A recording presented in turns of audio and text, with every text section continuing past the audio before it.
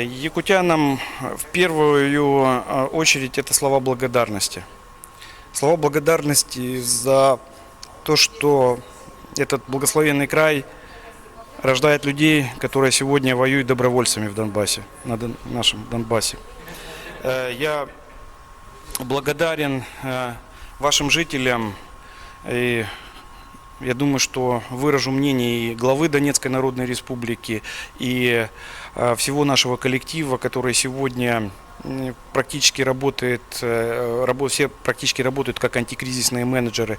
От всего нашего коллектива, что мы видим ту помощь, которую оказывает регион Донецкой Народной Республики. Что только за 2022 год на территории Кировского, это нашего населенного пункта, было отремонтировано силами республики 31 объект. Что закуплено оборудование, учебники для нашей школы, в которую пока дети не ходят, потому что там опасно учиться, но тем не менее они уже с помощью мультимедийного оборудования, оборудование поставлено с стороны республики, они уже учатся в режиме дистанционного обучения.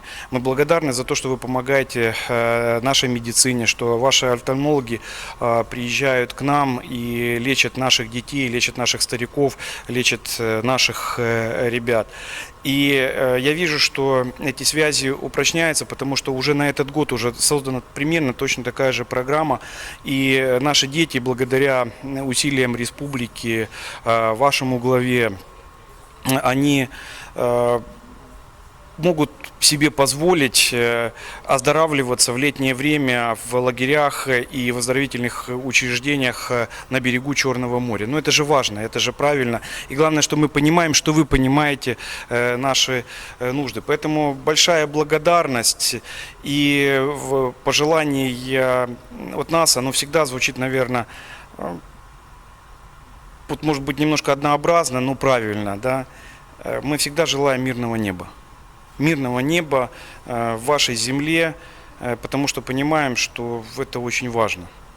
И спасибо еще раз всему народу, который живет здесь, на территории Республики Саха-Якутия, за понимание и за поддержку.